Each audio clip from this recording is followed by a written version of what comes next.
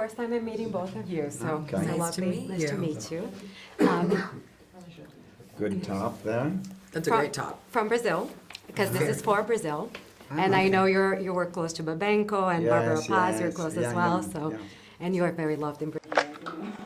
Jovem, Miriam. I've only been to Brazil one time. Oh, when did you go? Oh, God, I think like 12 years ago.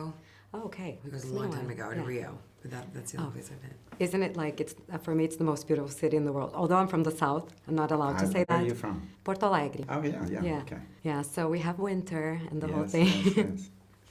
You No, know I Brazil love well. Brazil. I do. Well, I know it pretty well, yeah. I've been there lots. Can we say? Obrigada. Okay, oh, I'm so sorry.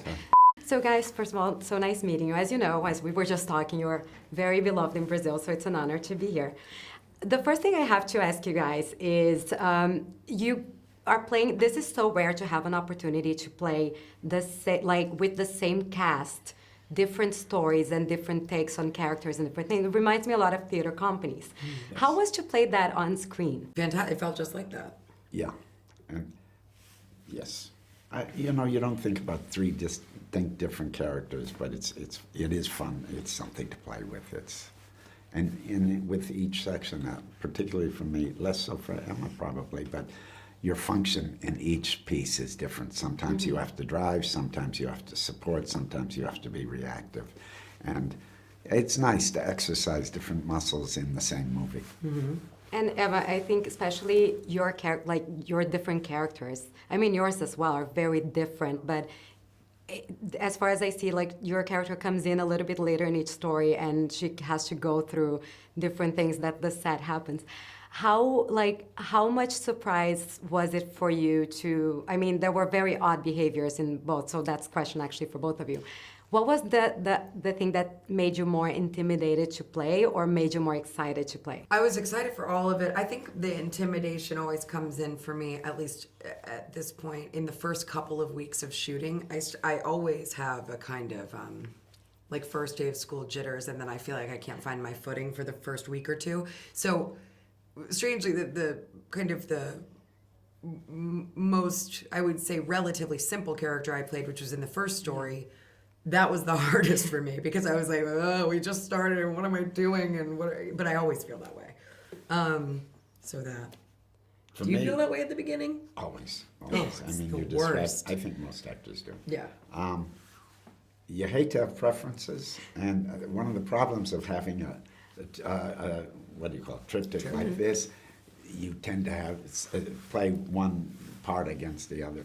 But I gotta admit, Homem, the guy at the end is The orange fun to play because it's fun to be that fluid. It's like good morning, and kissing everyone, and who are you gonna sleep with tonight? Who's available. That's not I gotta go cry That's into not this my pool. life, but it's a fun thing to play out in the fiction. Now, I do have to ask you, because you just brought this up, I'm still thinking about the cult since I saw the film on Thursday. Mm-hmm.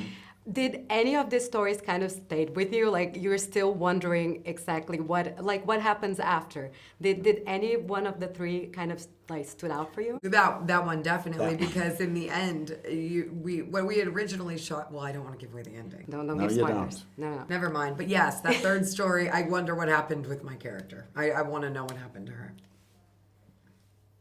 She'll be back. She'll be back.